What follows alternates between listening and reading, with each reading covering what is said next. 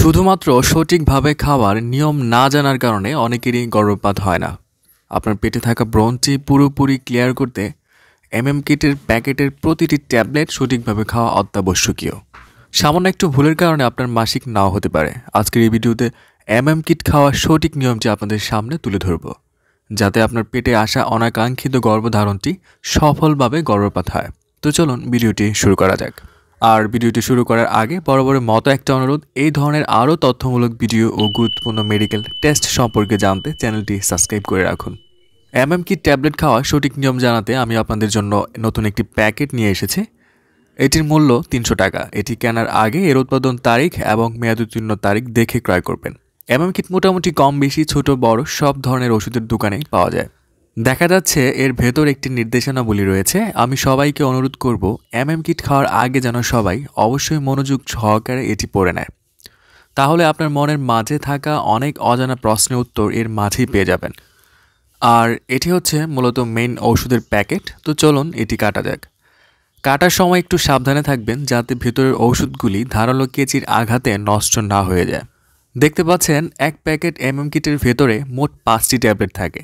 আর একটু ভালো করে খেয়াল করুন, এই 5টি ট্যাবলেট কিন্তু 2 ভাগে বিভক্ত। এই বড়টা হচ্ছে এক ধরনের মেডিসিন, আর এই বাকি 4টি হচ্ছে আরেক ধরনের মেডিসিন।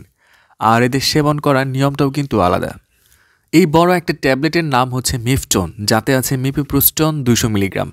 এই ট্যাবলেটটি আপনার প্রথমে পানি দিয়ে গিলে খেতে হবে। এটি আপনার যে ডাক্তারের পরামর্শে এমএম কিট খাচ্ছেন তার সামনে খেলে সব থেকে ভালো হয়। এটি খাওয়ার সময় ঘড়ির টাইমটি মনে রাখুন, কারণ এই বড় ট্যাবলেট খাওয়ার 24 থেকে 48 ঘন্টার মধ্যে বাকি 4টা ছোটো ছোটো ট্যাবলেট সেবন করতে হবে। এই ছোট ট্যাবলেটগুলির নাম হচ্ছে মিসোটল, যাতে আছে মিসোপ্রোস্টল 200 মাইক্রোগ্রাম।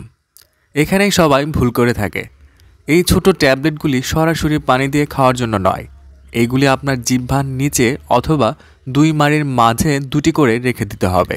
20 থেকে 30 মিনিটের মধ্যে এগুলো আপনি গলে আপনার পেটে চলে যাবে। যদি 30 মিনিটের মধ্যেও আপনার মুখে থাকা ট্যাবলেটগুলি পুরোপুরি না গলে, তাহলে অবশিষ্ট অংশটুকু পানি দিয়ে গিলে খেয়ে নিতে হবে। আপনি যদি এই নিয়মে ওষুধগুলি সেবন করে থাকেন, তাহলে আপনি 100% নিশ্চিত থাকতে পারেন আপনার মাসিক শুরু হয়ে যাবে এবং ব্রণটি পুরোপুরি ক্লিয়ার হয়ে যাবে।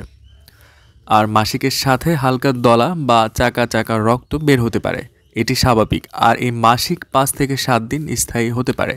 আর মাসিক চলাকালীন সময় সামান্য থেকে মাঝারি ধরনের পেট ব্যথা হতে পারে। এই সময় গরম সেক নিলে আরাম পাওয়া যায়, অথবা ব্যথার জন্য সামান্য পেইন কিলার যেমন আইবুপ্রোফেন বা ন্যাপ্রক্সেন জাতীয় ওষুধ সেবন করতে পারেন। এমএম কিট ওষুধ সেবনে আপনার যে কোনো ধরনের সমস্যা হলে কমেন্ট বক্সে জানাতে পারেন। যেমন অনেকের ট্যাবলেট খাওয়ার সময় বমি হয়ে ট্যাবলেট বের হয়ে গেলে, অথবা মাসিক না হলে, অথবা অতিরিক্ত পেট ব্যথা করলে, অথবা অতিরিক্ত ব্লিডিং হলে ইত্যাদি যে কোনো ধরনের সমস্যায় আমাকে কমেন্টস করে জানাতে পারেন। আমি সর্বোচ্চ সহযোগিতা করার চেষ্টা করব। আর হ্যাঁ, এমএম কিট ট্যাবলেটটি কখনোই নিজে নিজে ডাক্তারের পরামর্শ ছাড়া খাওয়ার চেষ্টা করবেন না। শুধু এমএম কিট নয়, যে কোনো ওষুধ সেবনের আগেই একজন ডাক্তারের পরামর্শ গ্রহণ করা উচিত। আজ এই পর্যন্তই। আগামীতে আবার দেখা হবে। সেই পর্যন্ত ভালো থাকুন, সুস্থ থাকুন এবং এই ধরনের আরও তথ্যমূলক ভিডিও পেতে চ্যানেলটি সাবস্ক্রাইব করে রাখুন। ধন্যবাদ।